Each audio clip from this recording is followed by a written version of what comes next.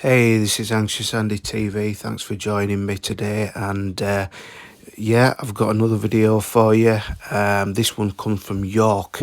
A 23-year-old woman died after jumping into a river less than an hour after being discharged from a psychiatric hospital.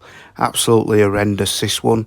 Yeah, credit goes to York Mix for this one, for covering this story and bringing it to us, because more needs to be done about publishing stories so that we can get the facts, because not a lot are covered. But anyway, let's jump right into this one. And like I say, this comes from York. A PhD student died after jumping from a York bridge into the River Ouse less than an hour after being discharged from a psychiatric hospital. Emily Miller, 23, who had serious mental health problems, including psychosis, was fixated on coronavirus and believed that her own blood could cure the virus. The academically gifted postgraduate, who was studying at the University of York, had been sectioned several times between March 2019 and October 2020 due to an ongoing psychological problems, including depression and anxiety. She was last admitted to Foss Park Hospital in York on October the 27th, but was discharged 3 days later, an inquest heard. On the 30th of October, following a discharge meeting with her mental health team, Emily was let back into the community. She had been hostile and angry at the meeting because she didn't want to be discharged and left the hospital at about 11:20 a.m.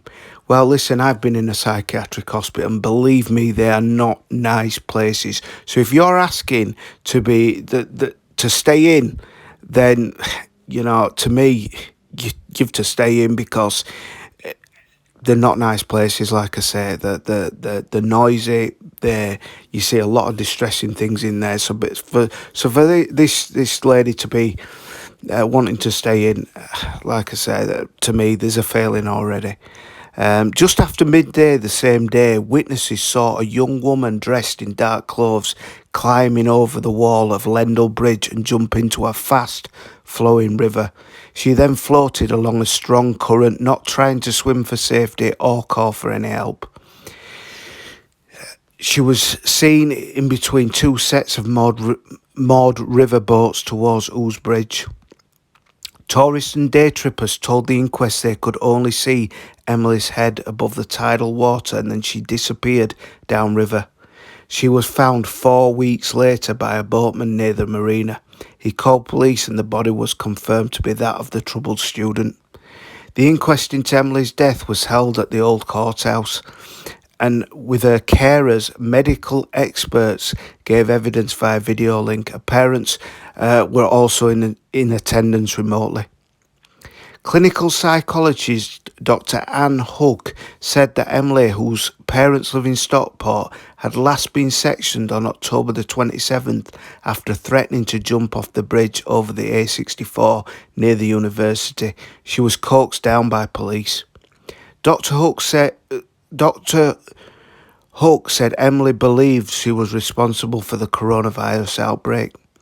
Emily was said to be very anxious about starting a new job, but she had a master's from university and was described as being very bright.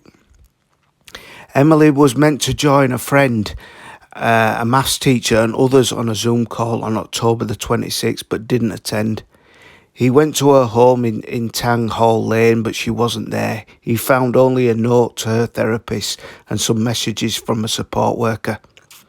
Matthew Houghton, a nurse consultant at the psychiatric hospital, said that Emily was first admitted in March 2020 at the start of the COVID outbreak. She was quite frightened and scared. She had been seeing a psychiatrist and an occupational therapist before being discharged in April last year, only to be readmitted in May.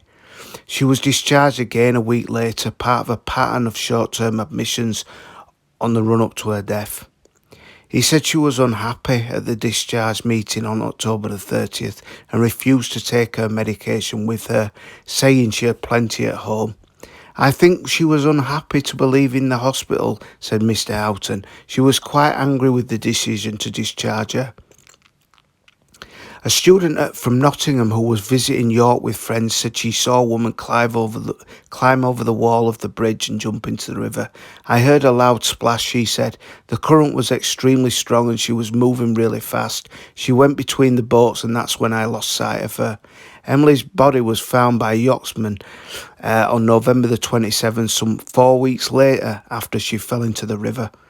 He called police out and a river rescue team recovered Emily's body found among debris at the side of the river. Mental health nurse Alison McGrath said she was concerned about how somebody could leave a hospital ward and end up in a river in such a short space of time, but added that Emily had received good care. She said Emily's mental health problems were very complex and that there were advantages and disadvantages to her staying in hospital.